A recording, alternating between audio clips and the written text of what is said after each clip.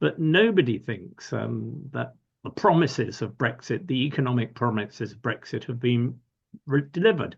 There was a time when Ukraine, in particular, and COVID masked the lack of beneficial economic consequences from Brexit, but that's all behind us now.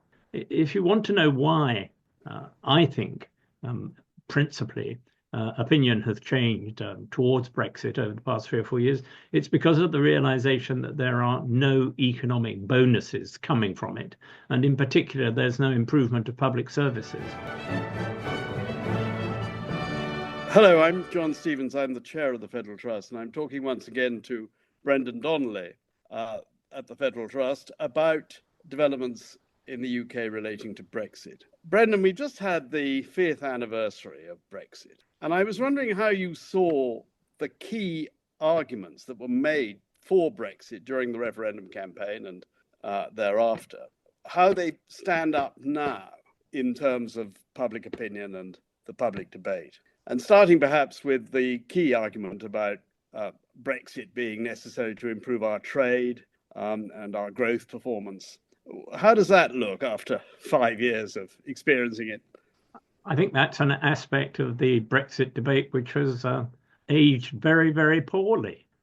I think that there's almost universal recognition in the United Kingdom now that Brexit has made no beneficial difference to growth or economic prospects.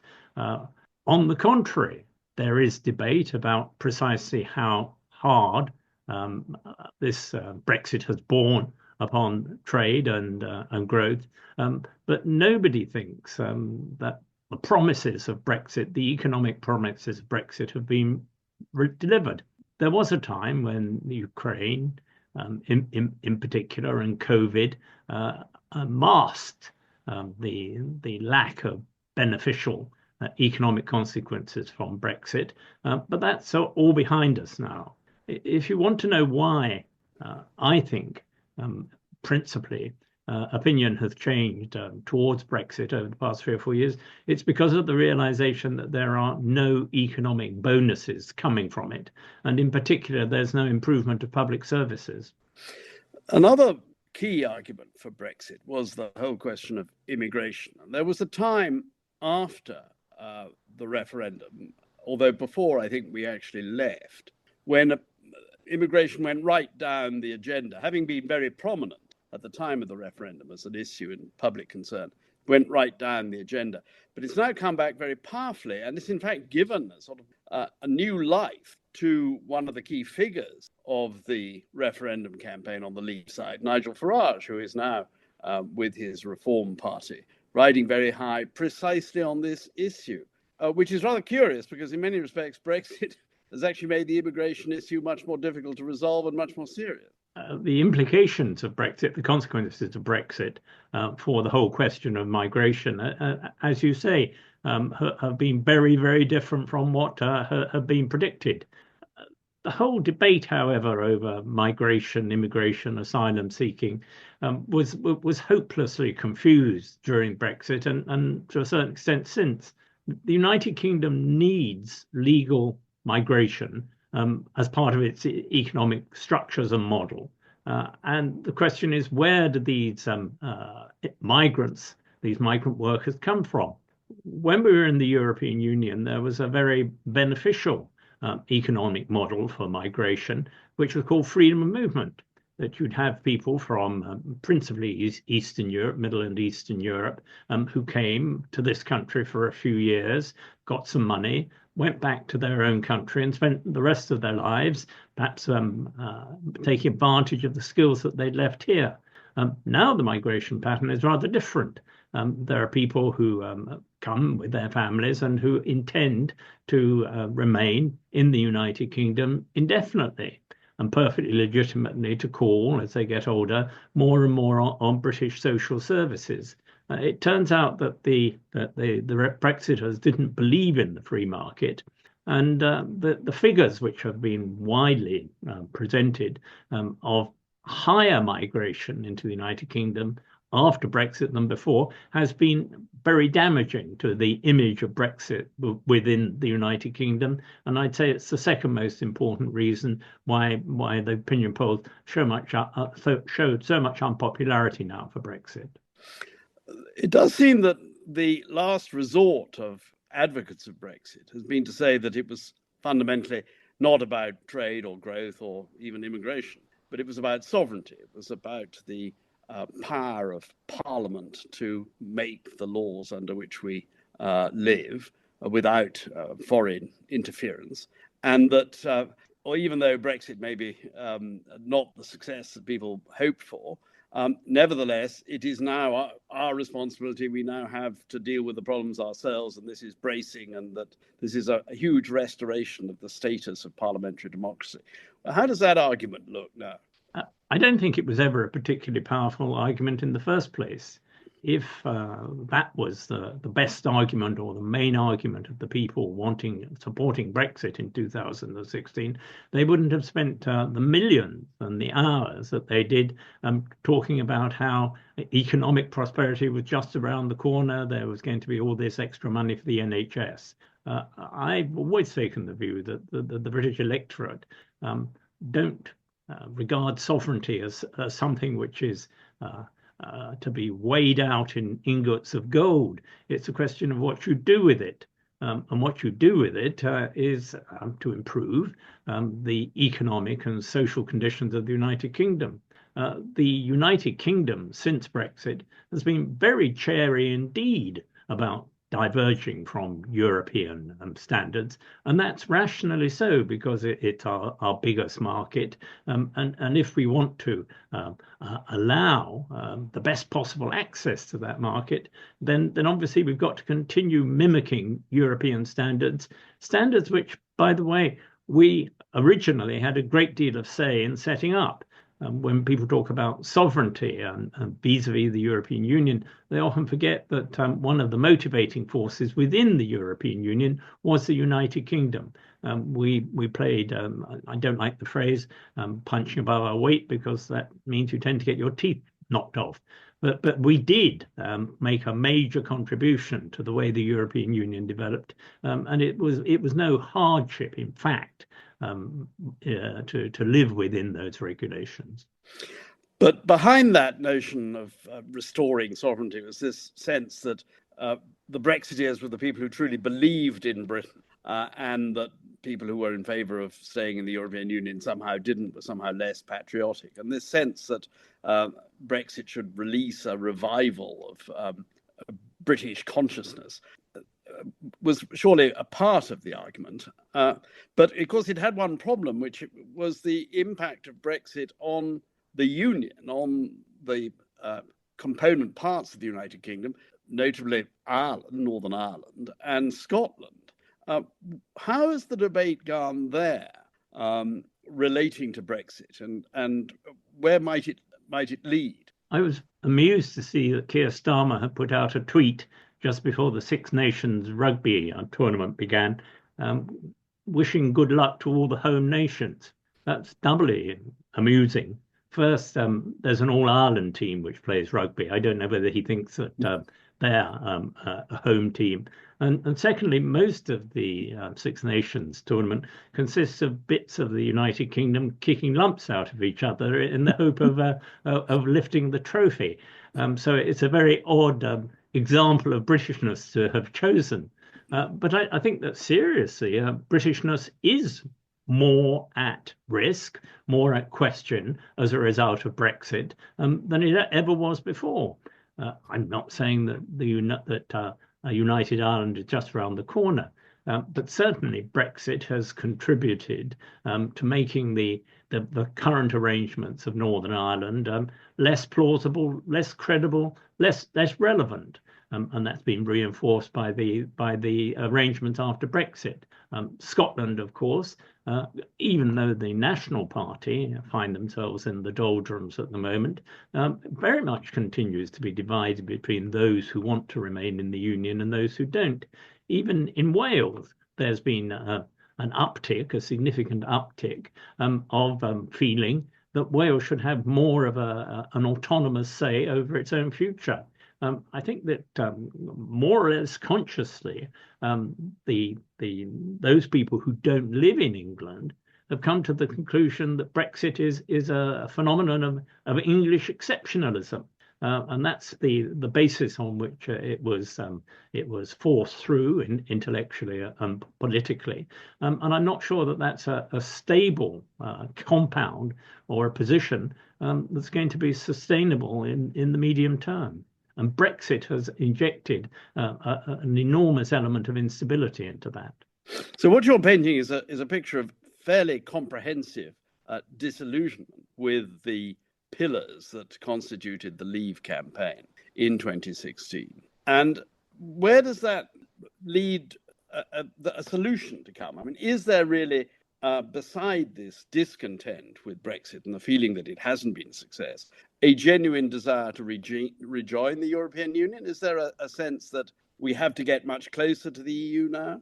I think that there is certainly a sense that we have to get much closer to the EU now. And I think that overwhelmingly the election of Donald Trump and his likely behavior towards the European Union is only going to reinforce that sense.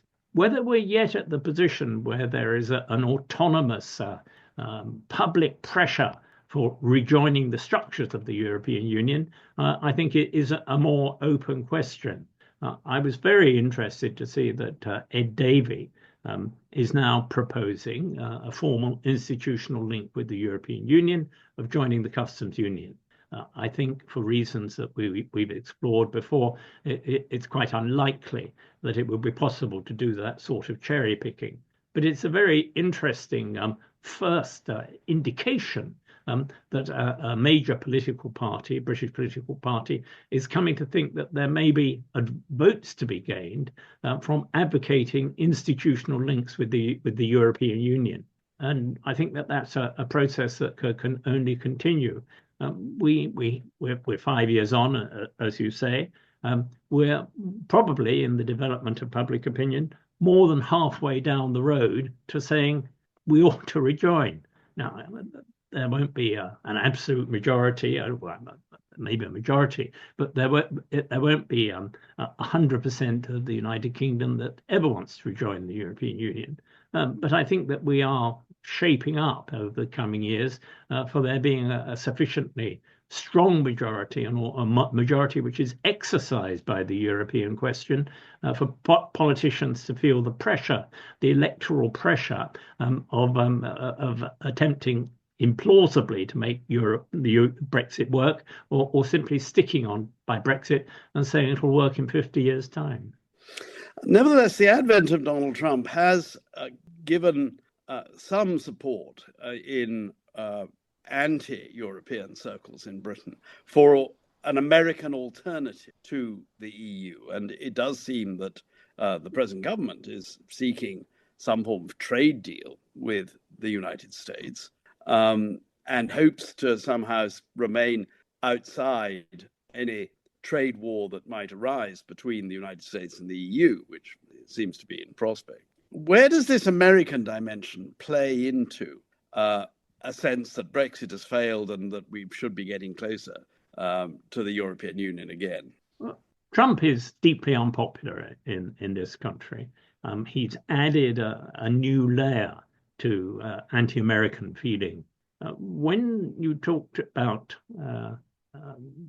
the intellectual background to the Brexit referendum in 2016, there were people there within the Conservative Party in particular. There was a tranche of opinion formers who did think that Brexit will be an opportunity to make the United Kingdom more like America, socially and politically. But their views were very much silenced by the people running the Leave campaign, because they knew how unpopular such sentiments were once they were subjected to realistic scrutiny. If you want to be nearer the United States of America, then it's a very odd campaign slogan to have evolved in 2016, saying we want £400 million a week more for the National Health Service. Because if there's one iconic representative of the difference between the American system and the British system. It's precisely in socialized medicine, as they call it, or the free provision of public health, as we would say it.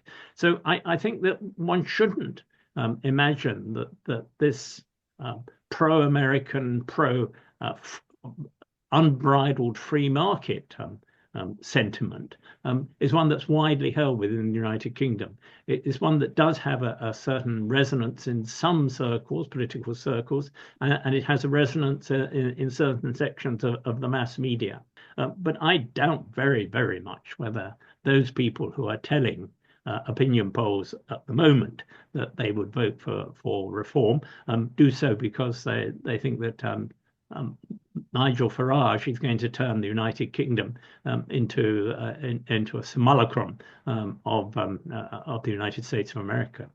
But how do we explain, therefore, the rise of reform and the fact that it is now, in some opinion polls, ahead of the other parties? Or you've got a situation where Reform, the Labour Party and the Conservative Party are all roughly in the same position in the low 20s.